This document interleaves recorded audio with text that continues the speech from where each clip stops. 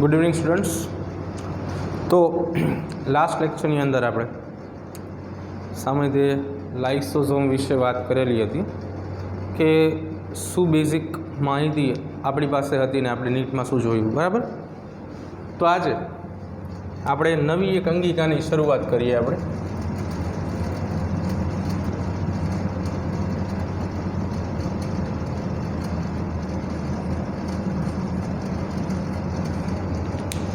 તો આજની જે આપણી અંગિકા છે એનું નામ છે કણાપ સૂત્ર। માઇટોકોન્ડ્રિયા વિશે આપણે વાત કરવાની છે।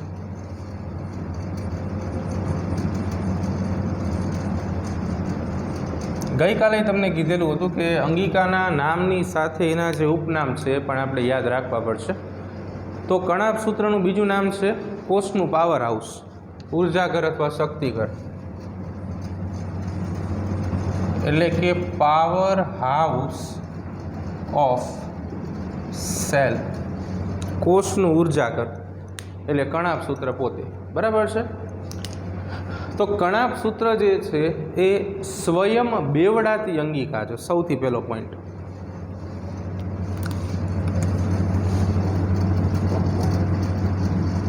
કોષનું ઉર્જાઘર। તો કણાપ સૂત્ર એક એવી અંગિકા છે કે જે સ્વયં બેવડાય છે, એટલે કે આપમેળે કણાપ સૂત્ર એકમાંથી બે થઈ શકશે, એટલે એને સ્વયં બેવડાતી અંગિકા કહેવામાં આવે છે। કોલિકર નામના વૈજ્ઞાનિકે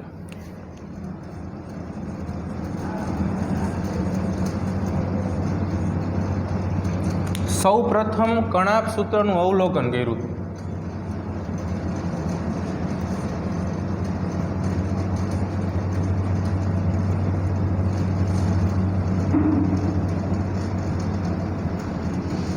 MCQમાં કદાચ વૈજ્ઞાનિકોના નામમાં પૂછાઈ શકે, કોલિકર।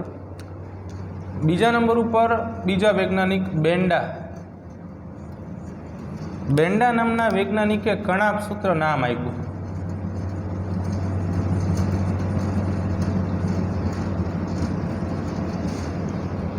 બે વૈજ્ઞાનિક કોલિકર અને બેન્ડા।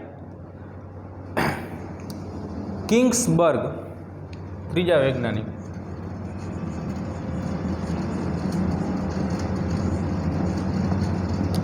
કિંગ્સબર્ગ નામના વૈજ્ઞાનિકે એવું કીધું કે કણાપ સૂત્ર એ કોષીય શ્વસન માટેનું સ્થાન છે।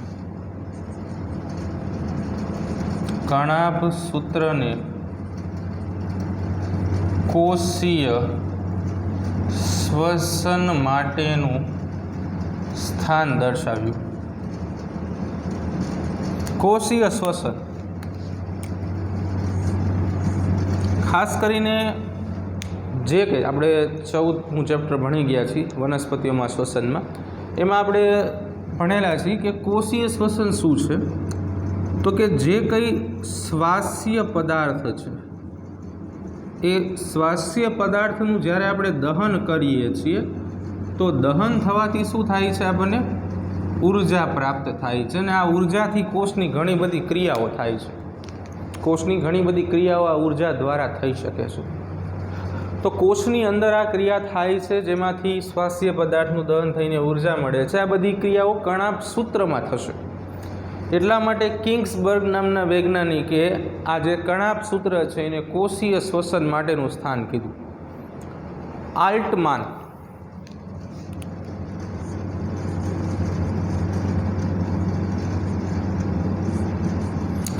આ વૈજ્ઞાનિકે કણાપ સૂત્રને બાયોપ્લાસ્ટ તરીકે ઓળખાયું। કણાપ સૂત્રને બાયોપ્લાસ્ટ તરીકે ઓળખાવ્યું।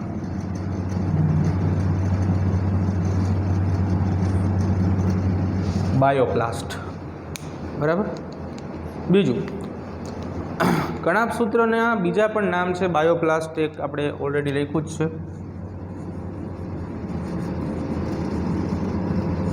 અન્ય નામમાં એક બાયોપ્લાસ્ટ લખ્યું છે, પાવર હાઉસ ઓફ સેલ લખેલું છે। આના સિવાય કોન્ડ્રિયોઝોમ અને પ્લાસ્ટોકોન્ડ્રિયા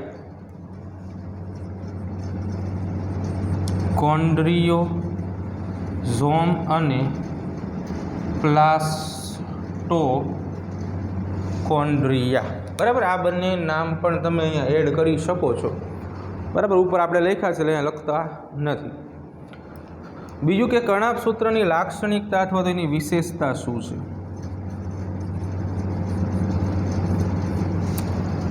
તો ઓલરેડી લખ્યું છે, પાવર હાઉસ છે અને પ્રાણી કોષની મોટામાં મોટી અંગિકા છે. હવે તમને પ્રશ્ન થશે કે સર, શરૂઆતમાં તમે એવું લખાયું હતું કોષની મોટા મોટી અંગિકા કોષ કેન્દ્ર જનરલ કોષ માટે. અહીંયા વાત ખાલી પ્રાણી કોષની થાય છે. તો પ્રાણી કોષની અંદર સૌથી જો કોઈ મોટામાં મોટી અંગિકા હોય તો એ કઈ છે? કણાભ સૂત્ર છે, માઇટોકોન્ડ્રિયા છે. બરાબર છે. કણાભ સૂત્રની અંદર બંધારણની વાત કરીએ કણાભ સૂત્રના, તો કણાભ સૂત્રના બંધારણમાં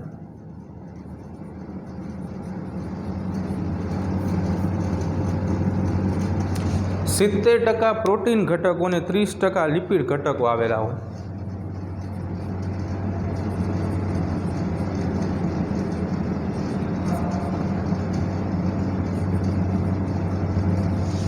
બરાબર, 70% પ્રોટીન અને 30% લિપિડ ઘટકો જોવા મળશે. કણાભ સૂત્રને અર્ધ સ્વાયત્ત અંગિકા પણ કહે છે.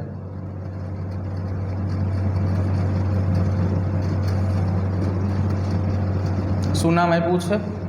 અર્ધ સ્વાયત્ત અંગિકા. અર્ધ સ્વાયત્ત અંગિકા કણાભ સૂત્રને શા માટે કહેવામાં આવે છે? કારણ કે કણાભ સૂત્ર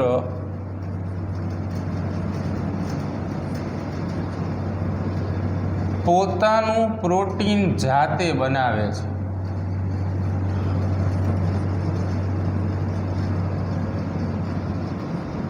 આથી કણાભ સૂત્રને અર્ધ સ્વાયત્ત અંગિકા તરીકે ઓળખવામાં આવે છે. બરાબર છે. બીજા નંબર ઉપર કે જે કણાભ સૂત્ર છે, અર્ધ સ્વાયત્ત અંગિકા છે, આના સિવાય બીજી પણ આપણે કેટલીક અંગિકાઓ જોશું કે જે અર્ધ સ્વાયત્ત પ્રકારની છે. પોતાનું જે કંઈ જરૂરી પ્રોટીન મટીરિયલ છે ને એ બધી અંગિકા જાતે બનાવે છે. કણાભ સૂત્રની અંદર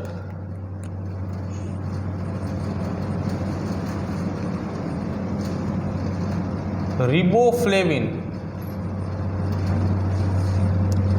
અને Mn+2 જેવા ઘટકો વધુ માત્રામાં જોવા મળે છે.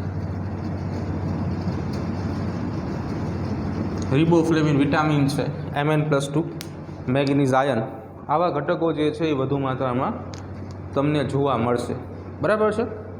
ઓકે. બીજું કે કણાભ સૂત્રની અંદર પણ તમને DNA જોવા મળે છે કે જેને આપણે mDNA તરીકે ઓળખશું. એટલે કે કણાભ સૂત્રમાં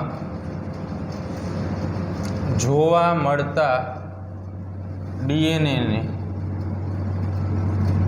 mDNA કહે છે. એમ એટલે માઇટોકોન્ડ્રિયલ DNA. માઇટોકોન્ડ્રિયા એટલે કણાભ સૂત્રના માટેનો અંગ્રેજી શબ્દ. બરાબર છે. તો એટલા માટે એને mDNA તરીકે ઓળખવામાં આવે છે. બીજું કે સસ્તનનું જે કણાભ સૂત્ર છે એમાં 55S પ્રકારની રિબોઝોમ્સ હોય છે. સસ્તનના કણાભ સૂત્રમાં 55S પ્રકારની રિબોઝોમ જોવા મળે છે. આ 55S રિબોઝોમ જે છે બે પેટા એકમોની બનેલી હોય. એક 35S હોય અને એક 25S હોય. 35S અને 25S આ બે એના પેટા એકમો બનશે. આપણે જાણીએ છીએ કે રિબોઝોમના પેટા એકમો હોય, જોડાઈને આખી મોટી રિબોઝોમ જે છે એ બનતી હોય છે. તો અહીંયા બે એવા એકમો આવેલા હોય છે, 35S અને 25S. બરાબર છે. બીજું કે કણાભ સૂત્રનો ઉદ્ભવ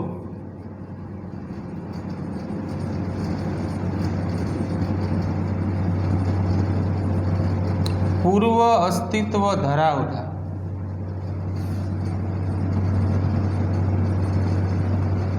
કણાભ સૂત્રમાંથી થાય છે।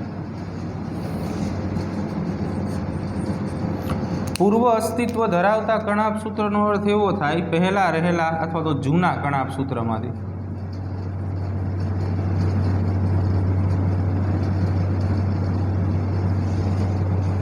બીજા શબ્દોમાં આપણે કહીએ તો ઓલરેડી આપણે અહીંયા લખ્યું હતું કે સ્વયં બેવડાતી અંગિકા છે, તો આ એનું કારણ બની શકે કે કણાભ સૂત્ર શું છે? સ્વયં બેવડાતી અંગિકા છે, એટલે કે સ્વયં બેવડાય, આપમેળે એકમાંથી ડબલ થાય, એટલા માટે પૂર્વ અસ્તિત્વ ધરાવતું જે કણાભ સૂત્ર છે, જે જૂનું કણાભ સૂત્ર છે, એમાંથી પોતે ડબલ થશે। બરાબર છે। બીજું કોન્ડ્રીયોમ એક શબ્દ છે, વ્યાખ્યા સ્વરૂપે આપણે સમજવાનો છે।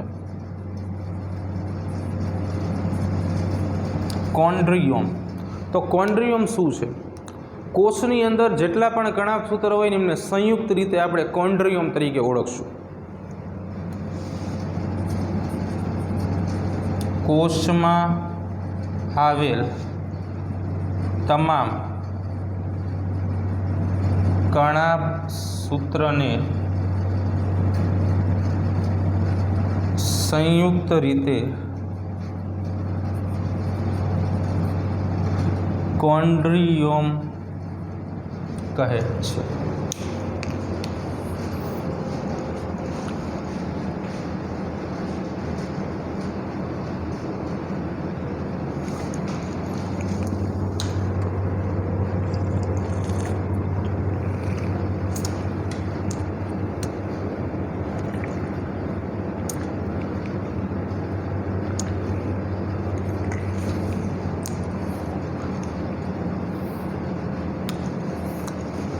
ઓકે, આગળ વધી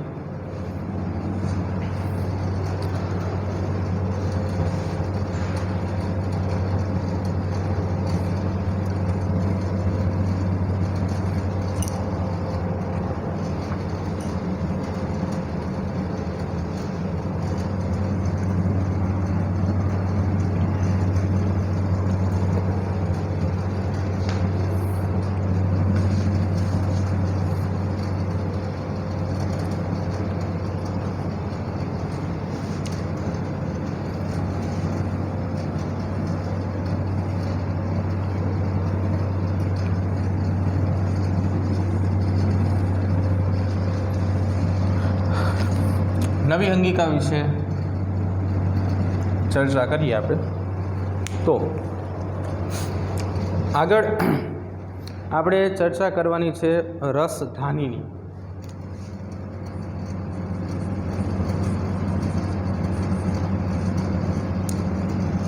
જો રસધાની સામાન્ય રીતે વનસ્પતિ કોષની લાક્ષણિકતા છે। વનસ્પતિ કોષની અંદર મોટી એટલે કે વધુ માત્રામાં કદ ધરાવતી રસધાની આવેલી હોય, એટલે મોટાભાગે રસધાની જે છે આ વાનસ્પતિક કોષની લાક્ષણિકતા છે।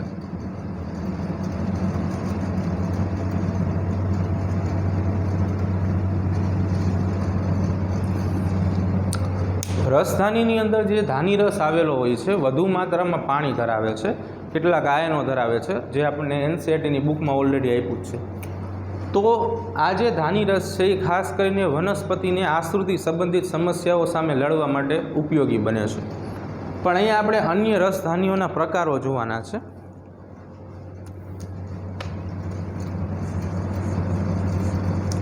અન્ય પ્રકારો, તો એમાં સૌથી પહેલા નંબર ઉપર આપણે વાત કરશું અન્નધાની વિશે। તો અન્નધાની જે છે એ ફાઇગોઝોમ અને પિનોઝોમ, ફેગોસોમ અને પિનોઝોમ, ગઈકાલે આ બંને ચર્ચા આપણે કરેલી હતી। આ બંને સ્વરૂપે અપાચિત ખોરાકનો સંગ્રહ કરે।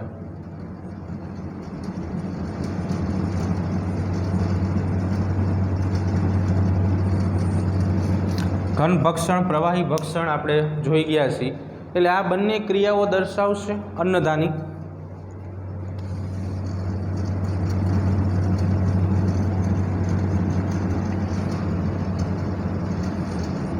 અને સાથે સાથે આ અન્નધાની જે છે એ અપાચિત ખોરાકનો સંગ્રહ કરશે. ઇન શોર્ટમાં અન્નધાની એવું યાદ રાખવાનું, અન્ન એટલે ખોરાકનો સંગ્રહ કરે.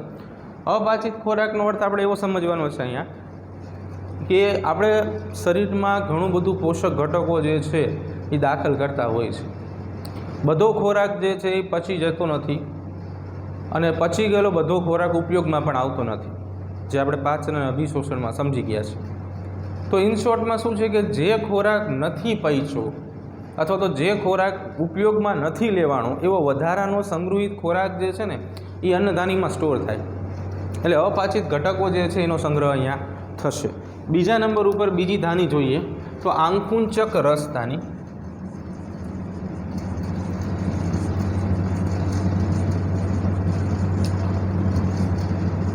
આંકુંચક રસધાની જે છે એ ખાસ કરીને આશ્રુતિ દાબ સર્જે.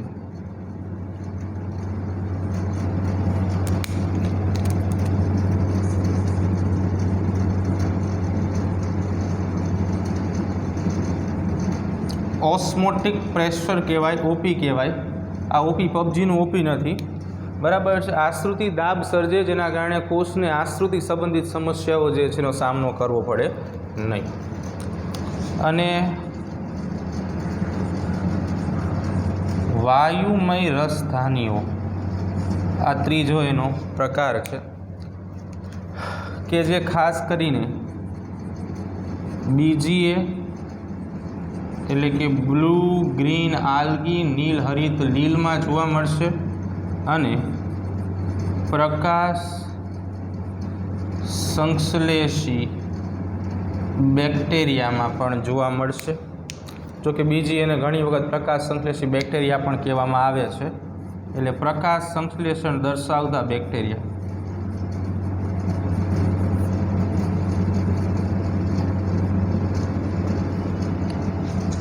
તો આવી અલગ અલગ પ્રકારની રસધાનીઓ જે છે તમને જોવા મળી શકે છે, બરાબર, આખા અલગ અલગ પ્રકારના સજીવોની અંદર. નેક્સ્ટ વાત કરીએ આગળની રચના, એટલે કે રંજક કણની. રંગીન કણો વિશે વાત કરશું. રંજક કણ અથવા તો રંગીન કણ.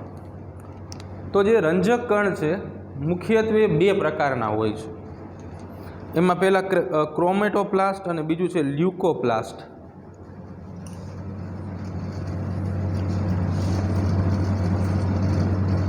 ક્રોમેટોપ્લાસ્ટ અને લ્યુકોપ્લાસ્ટ બે પ્રકાર, ક્રોમેટોપ્લાસ્ટ અને લ્યુકોપ્લાસ્ટ. એટલે ક્રોમેટોપ્લાસ્ટ જે છે, ક્રોમ એટલે કલર, આવું યાદ રાખવાનું. ક્રોમ જે છે ને એ લેટિન વર્ડ છે, એટલે એનો અંગ્રેજી અર્થ થાય કલર, રંગ. તો અહીંયાથી આપણને ખબર પડે ક્રોમેટોપ્લાસ્ટ એટલે શું થાય, રંગીન કણ થાય.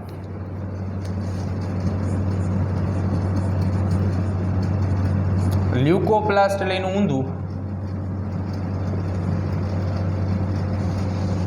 રંગવિહીન કણ.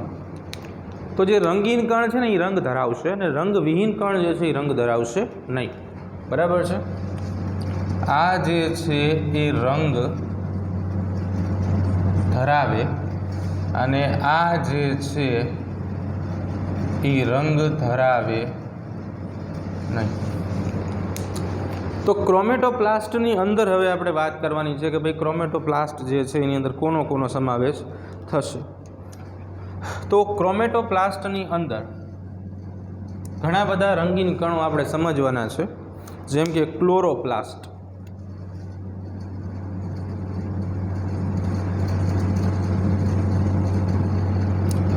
ક્લોરોપ્લાસ્ટ જે છે એ ક્લોરોફિલ એ અને ક્લોરોફિલ બી ધરાવે.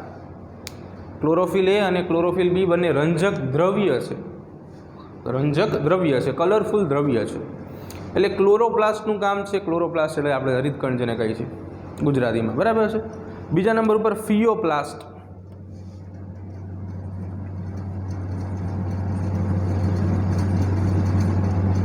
ફ્યુકોઝેન્થિન ધરાવશે.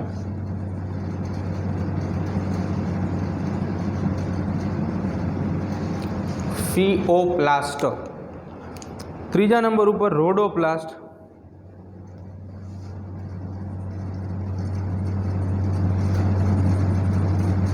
ફાઇકો ઇરિથ્રિન ધરાવે.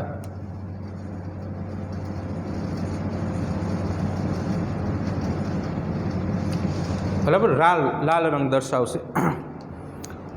બ્લુ ગ્રીન આલ્ગી એટલે બ્લુ ગ્રીન ક્રોમેટોપ્લાસ્ટ.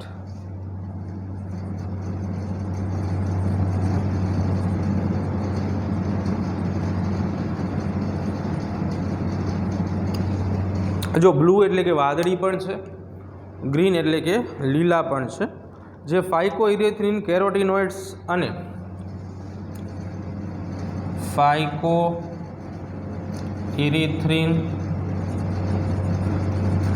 કેરોટીનોઇડ્સ અને ક્લોરોફિલ એ અને બી ધરાવે.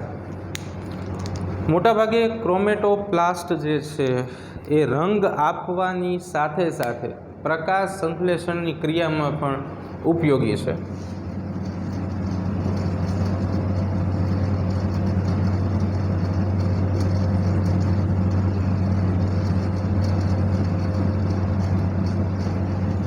બરાબર છે. સેકન્ડ નંબર ઉપર લ્યુકોપ્લાસ્ટની વાત કરીએ તો લ્યુકોપ્લાસ્ટમાં આપણે જાણીએ છીએ કે ખાસ કરીને લ્યુકોપ્લાસ્ટ છે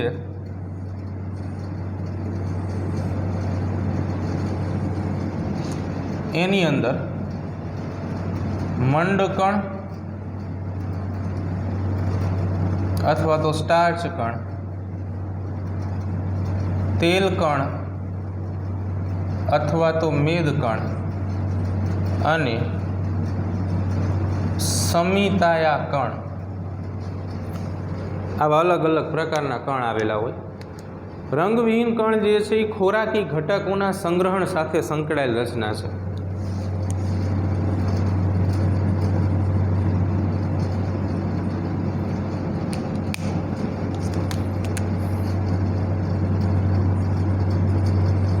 ખોરાકી ઘટકોના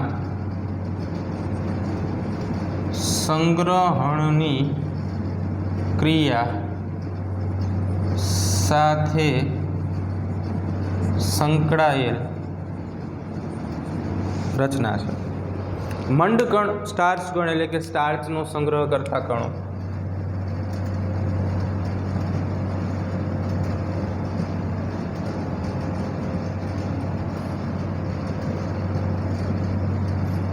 ઉદાહરણ તરીકે મકાઈ છે તો મકાઈની અંદર તમને મંડકણ જે છે એની હાજરી જોવા મળે. તેલકણ,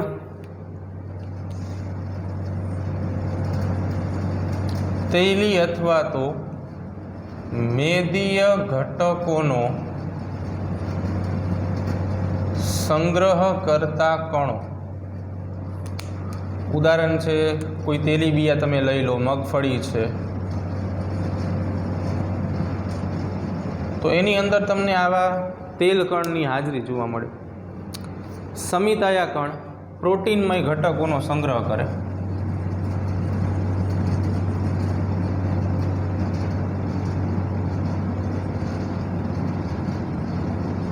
ખાસ કરીને આ તમને કઠોળમાં જોવા મળે. સોયાબીન છે, વાલ ચણા વટાણા છે તો એની અંદર તમને આવી રચનાઓ જે છે એ જોવા મળશે. અમુક એક્સ્ટ્રા પોઈન્ટ આપણે લખીએ. ફોર એક્ઝામ્પલ લાઇકોપેન,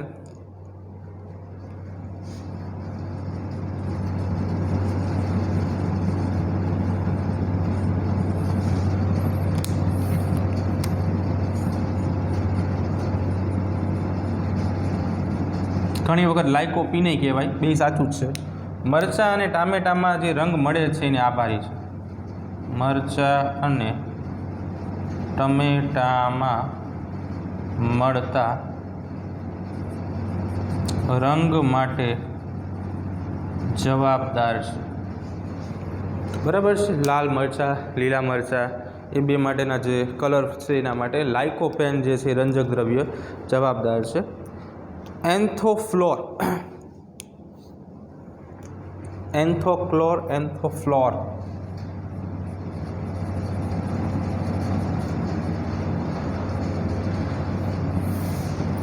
દલપત્રના રંગ માટે જવાબદાર છે.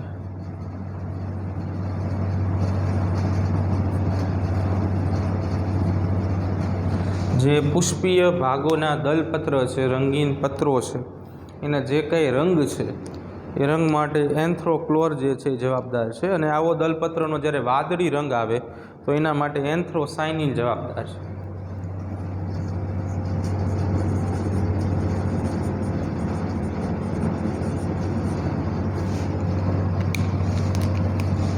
આ એના વાદળી રંગ માટે જવાબદાર છે.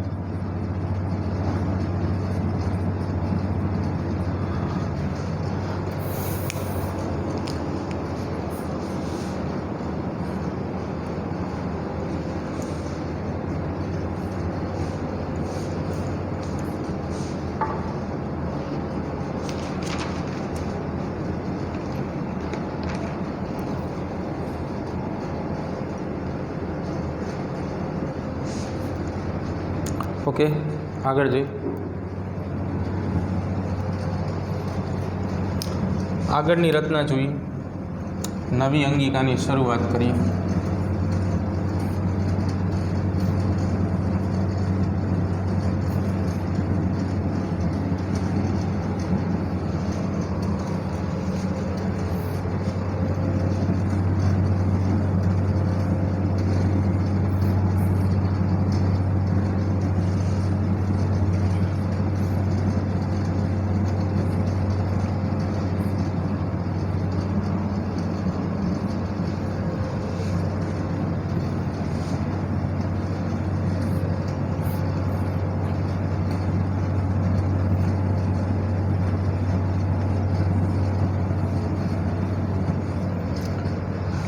ચાલો, તો રંગીન કણોમાં હવે આપણે થોડુંક ચર્ચા કરીએ. ક્લોરોપ્લાસ્ટ હરિતકણ વિશે વાત કરીએ.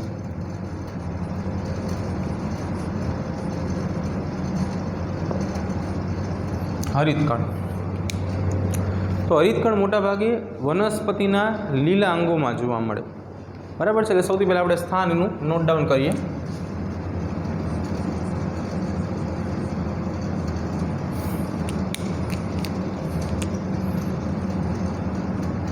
વનસ્પતિના લીલા રંગના ભાગોમાં હાજર. એટલે કે વનસ્પતિના જે લીલા ભાગો છે, ગ્રીન પાર્ટ્સ છે, એની અંદર આ હરિતકણ તમને જોવા મળશે, પ્રેઝન્ટ છે. હરિતકણની લાક્ષણિકતા શું છે?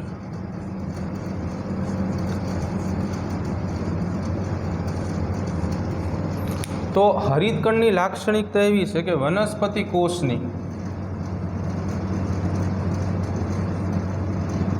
મોટામાં મોટી કાર્યશીલ અંગિકા છે.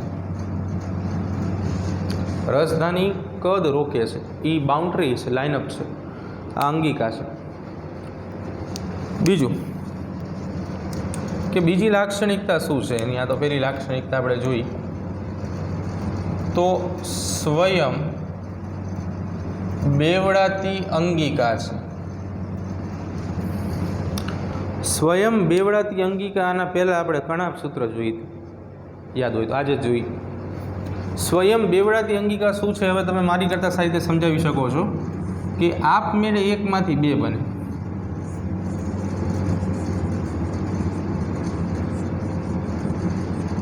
એક અંગિકામાંથી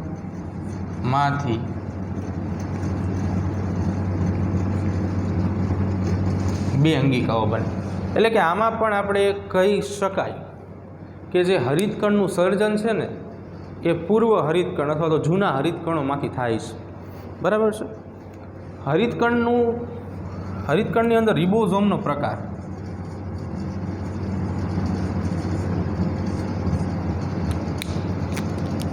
70S પ્રકારની રિબોઝોમ જોવા મળશે.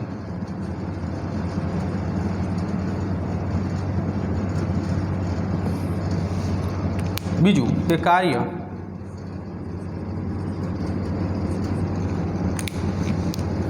તો પ્રકાશ સંશ્લેષણની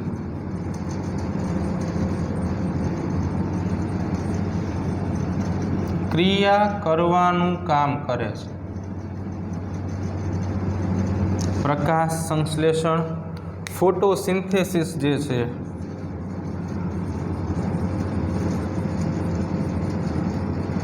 એ પ્રક્રિયા માટેનું સ્થાન છે.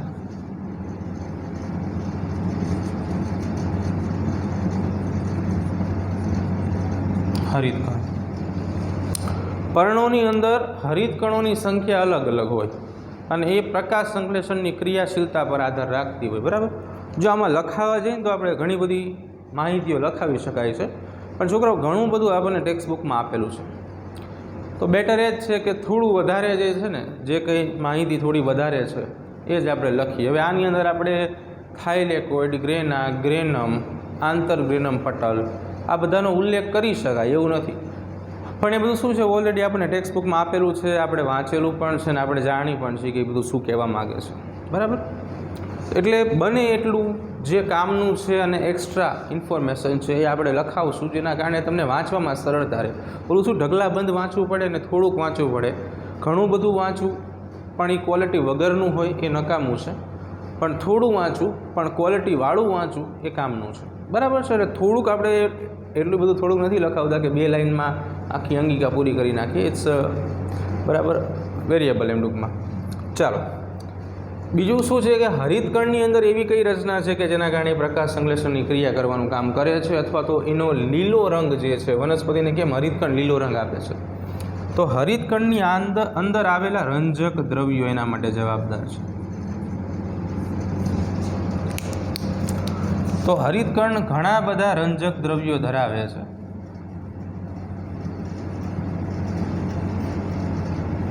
પણ એની અંદર અહીંયા આપણે વાત કરવાની છે ક્લોરોફિલ એ અને બી. અને આ ક્લોરોફિલ એ અને બીના કારણે તે વનસ્પતિને પણ લીલો રંગ જે છે એ પ્રદાન થાય છે.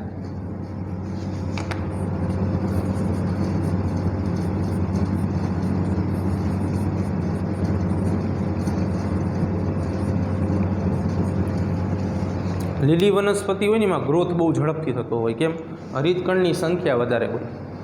સેકન્ડ નંબર ઉપર શું છે કે સાથે સાથે હરિતકણ વધારે તો પ્રકાશ સંશ્લેષણ પણ વધારે થવાનું છે. પોષણ એને વધારે મળે, પ્રોડક્શન વધુ મળે, એટલા માટે વધુ માત્રામાં સંખ્યા જે છે એ ક્રિએટ થતી હોય છે. વૃદ્ધિની ક્રિયા જે છે એ અતિશય સરળતાથી થઈ જતી હોય છે. ઓકે, નેક્સ્ટ રિબોઝોમ વિશે વાત કરીએ. રિબોઝોમને કોષની પ્રોટીન ફેક્ટરી કહેવામાં આવે છે. કોષની પ્રોટીન ફેક્ટરી.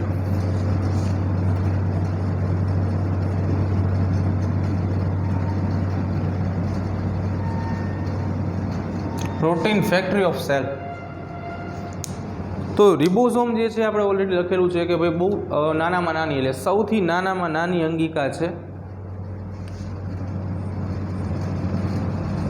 સૌથી નાનામાં નાની અંગિકા છે. બીજા નંબર ઉપર શું છે? પટલ વિહીન અંગિકા છે. પટલ વિહીન અંગિકાનો અર્થ અહીં આપણે એવો લેવાનો છે કે અંગિકાની ફરતે પટલ જે છે એ ગેરહાજર હશે.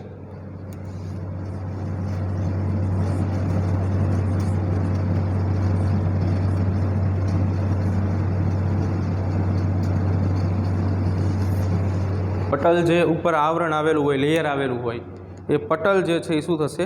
ગેરહાજર હોય છે. સસ્તનના રક્તકણો, સસ્તનના રક્તકણોમાં રિબોઝોમ ગેરહાજર હોય છે.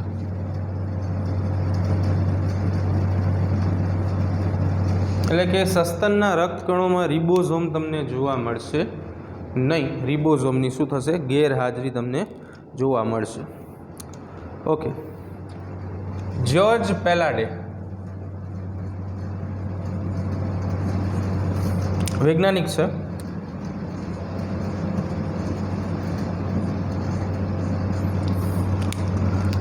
આમને પ્રાણી કોષમાં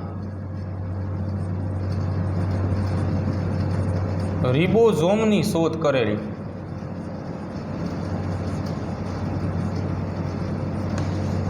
પ્રાણી કોષની અંદર જ્યોર્જ પેલાડેએ રિબોઝોમ જે છે એની શોધ કરેલી હતી.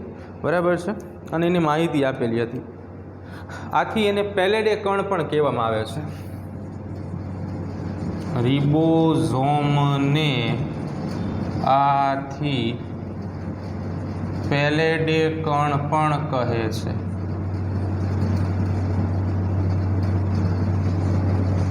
શું કહેશું આપણે એને? પેલેડે કણ. કેમ કે સૌથી પહેલી માહિતી પેલેડે નામના વૈજ્ઞાનિકે આપેલી હતી. બીજું કે રોબિન્સન અને બ્રાઉન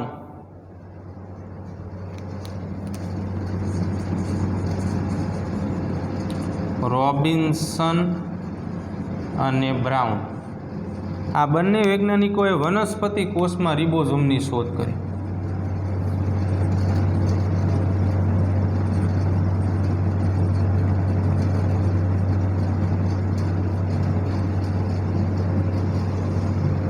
પેલાડે સાહેબે જો આવી રીતે યાદ રાખી શકાય, પ થી પે, બરાબર, એટલે કે પેલાડે પ્રાણી કોષની અંદર રિબોઝોમની શોધ કરેલી હતી. અને બાકી રોબિન્સન અને બ્રાઉન. ક્લાઉડ નામના વૈજ્ઞાનિકે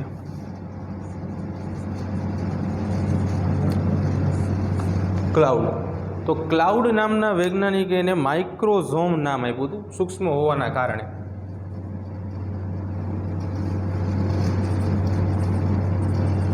રિબોઝોમને માઇક્રોઝોમ નામ આપ્યું ક્લાઉડ નામના વૈજ્ઞાનિકે. ઓકે, ચાલો. મોનોઝોમ્સ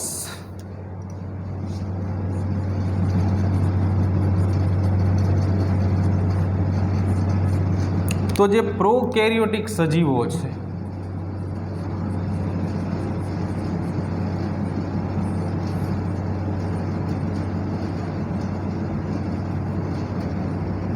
કયા સજીવોની વાત છે? પ્રોકેરિયોટિક સજીવોની વાત છે.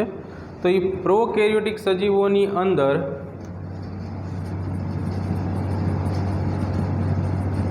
રિબોઝોમ મુક્ત સ્વરૂપે અથવા તો કોષમાં તરતા સ્વરૂપે જોવા મળે છે, જેને મોનોઝોમ્સ કહેવામાં આવે છે. સ્વતંત્ર તરતી એવી હોય એટલા માટે આપણે એને નામ આપશું મોનોઝોમ્સ. બરાબર છે? ઓકે, ચાલો. હવે પ્રોકેરિયોટિક સજીવોની અંદર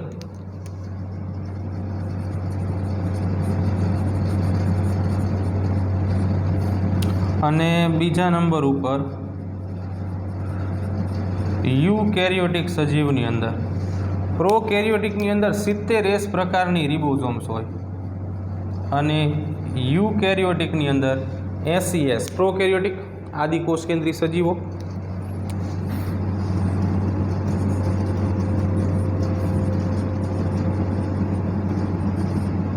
યુકેરિયોટિક સુકોષ કેન્દ્રી સજીવો.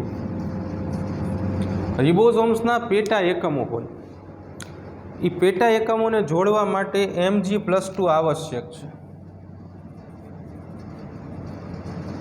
રિબોઝોમના 2 પેટા એકમોને જોડવા માટે Mg+2 મેગ્નેશિયમ આયન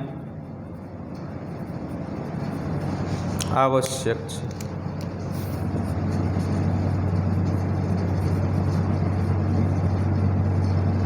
એટલે મેગ્નેશિયમ આયનની હાજરીમાં રિબોઝોમના 2 પેટા એકમ જોડાય. ફોર એક્ઝામ્પલ, રિબોઝોમના 2 પેટા એકમોમાં 70S અને 80S બે વિશે વાત કરીએ આપણે, તો આપણે જાણીએ છીએ 70S એટલે શું થાય? 50S અને 30Sનો સમન્વય, 60S અને 40Sનો સમન્વય. તો S એટલે શું છે? સ્વેડબર્ગ એકમ છે. આ બંને જે છે એકબીજા સાથે જોડાશે અને મોટો યુનિટ જે છે એ શું કરે છે? બનાવતા હોય છે, જે આપણે ઓલરેડી સમજાવેલું છે ગુજરાત બોર્ડમાં.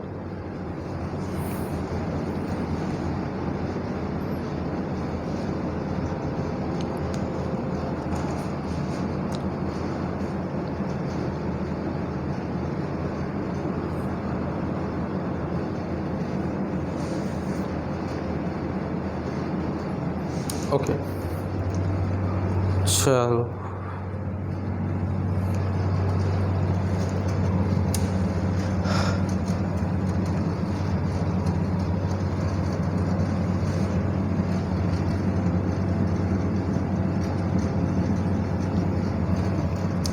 થોડુંક એવું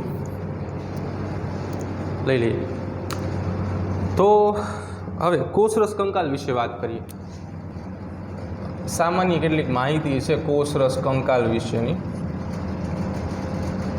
તો કોષરસ કંકાલ ઘણા બધા ઘટકોથી બનેલા હોય.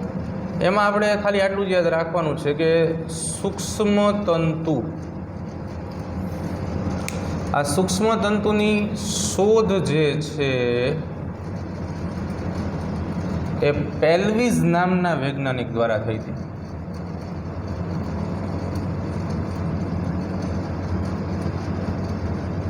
પેલ્વિસ. બીજા નંબર ઉપર છે સૂક્ષ્મ નલિકાઓની શોધ.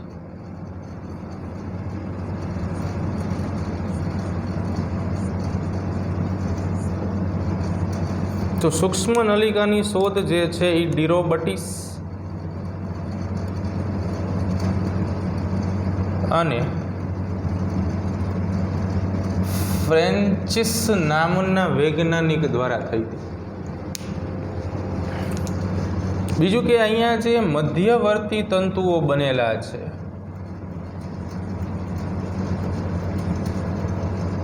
એના બંધારણીય ઘટકો કયા છે? તો કેરોટીન. એટલે કે કોષરસ કંકાલની અંદર આટલા ઘટકો જે છે એ અગત્યના રહેશે બંધારણીય ઘટકો સ્વરૂપે. બીજું કે કોષની અંદર કેટલીક નાની નાની રચનાઓ આવેલી હોય જેને સૂક્ષ્મકાય માઇક્રોબોડીઝ કહેવામાં આવે. તો સૂક્ષ્મકાયમાં સૌથી પહેલાં આપણે નંબર 1 ઉપર વાત કરશું સ્ફેરોઝોમ્સ.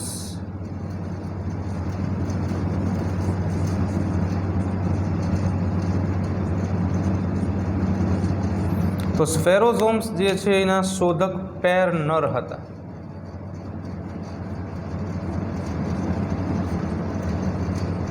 પેરનર નામના વૈજ્ઞાનિકે આની શોધ કરેલી શબ્દ ડેનગિયર્ડ દ્વારા આપવામાં આવેલો હતો.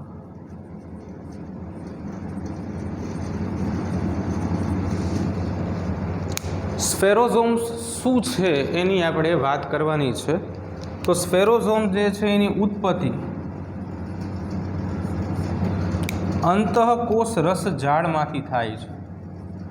અંતઃકોષ રસ ઝાડમાંથી થાય એટલે કે ER એન્ડોપ્લાસ્મિક રેટિક્યુલમ. બીજા નંબર ઉપર એનું કાર્ય શું છે અથવા શા માટે કોષમાં એની હાજરી જરૂરી છે? તો લિપિડનું સંશ્લેષણ કરે છે અને આ જ લિપિડનું સંગ્રહણ કરે છે. સંશ્લેષણ અને સંગ્રહ બંને કરવાનું કામ જે છે એ સ્ફેરોઝોમ્સ એકલા કરશે. લિપિડ ચરબીની વાત છે અહીંયા, એટલે ચરબીના ઘટકો જે છે એ કોષની અંદર બનાવવાનું કામ કરશે અને ચરબીના ઘટકો જે છે એનો કોષમાં સંગ્રહ કરવાનું કામ પણ આ જ કરશે, બરાબર. એટલે આ એનું કાર્ય છે. બીજું કે સાથે સાથે સ્ફેરોઝોમ્સ જે છે એના કાર્યની અંદર આગળ વાત કરીએ તો હાઇડ્રોલેઝ પ્રકારના ઉત્સેચકો ધરાવે. હાઇડ્રોલેઝ ઉત્સેચકો ધરાવે એટલે કે જળ વિચ્છેદક ઉત્સેચકો. જળ વિચ્છેદક ઉત્સેચકો કે જે જળ વિભાજન દ્વારા ઘટકોને તોડી શકે. જળ વિભાજન, પાણી વડે વિભાજન.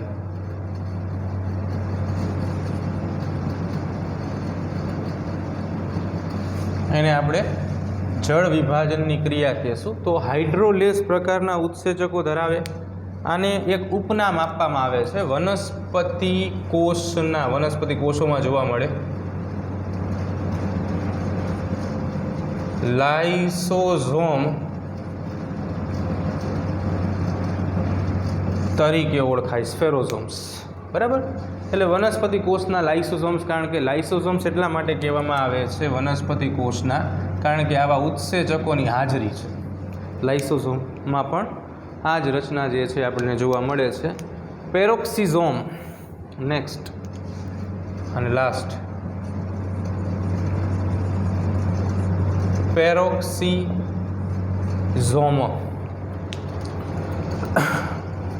આના વિશે આપણે ક્યાંક ને ક્યાંક ભણેલા છીએ. ટોલબર્ટ નામના વૈજ્ઞાનિકે આની શોધ કરેલી હતી. શોધક ટોલબર્ટ. તો ટોલબર્ટ નામનો વૈજ્ઞાનિક હતો. પ્રકાશ શ્વસન માટેના ઉત્સેચકો ધરાવે છે. પ્રકાશ શ્વસન માટેના ઉત્સેચકો ધરાવે છે. ચેપ્ટર નંબર 13માં એક પોઈન્ટ આપણે આવે છે પ્રકાશ શ્વસન. તો એના માટેના ઉત્સેચકો જે છે એ પેરોક્સિઝોમમાં જોવા મળશે. બીજું કે પેરોક્સાઇડ ઉત્પન્ન કરે છે, રસાયણ છે. પેરોક્સાઇડ ઉત્પન્ન કરે છે અને તેનો નાશ પણ કરે છે. આથી તેનું નામ પેરોક્સિઝોમ આપવામાં આવે છે, બરાબર છે. એક નાની એવી રચના છે ગ્લાયકોક્સિઝોમ. છેલ્લી એક રચના સૂક્ષ્મ કાંઈ પૂરી કરી નાખીએ આપણે.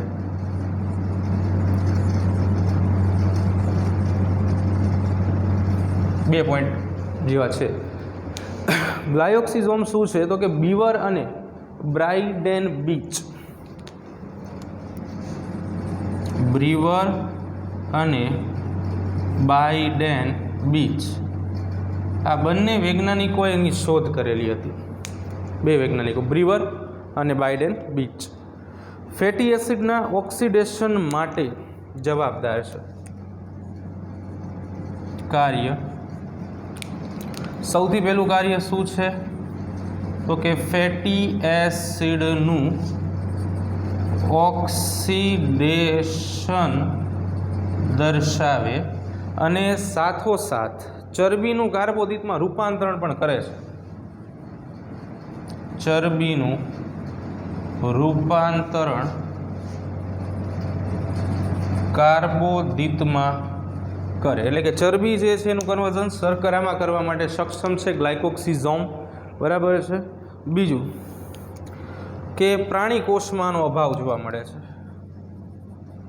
પ્રાણી કોષમાં આ રચના ગેરહાજર હોય છે. ઓકે, ચાલો. આ બધી સૂક્ષ્મકાય રચનાઓ જે છે એના માટેનો એક મેઇન પોઈન્ટ લખવાનો છે. સૂક્ષ્મકાય રચનાઓ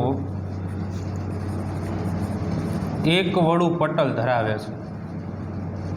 આ એક ખાસ મુદ્દો, બરાબર છે. એટલે કે ક્યાંય બેવડું પટલ જે છે એ તમને જોવા મળશે નહીં. તો બસ આજે આપણે આટલું રાખીશું. બાકીનું જે છે આપણે નેક્સ્ટ લેક્ચરમાં આવતીકાલે જોઈશું.